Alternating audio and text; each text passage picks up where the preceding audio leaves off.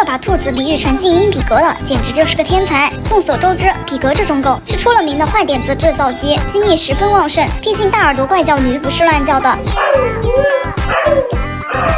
大半夜不睡觉，哐哐拆家，其邪恶程度更是让无数比格主人组成了比格受害者联盟，真全员超级大忍人。但其实比比格主人还可以忍的，还有养兔子的人。没养过兔子的都觉得兔子就是乖乖巧巧、软萌可爱的小动物一枚，但实际上兔子拥有超强反差性格，与想象中的完全相反，大相径庭。真正养过兔子的人才知道，这种动物平时看起来兔模兔样的，但实际上它们是心情不好时会随时给你帮忙来2拳，一个不高兴就疯狂跺脚，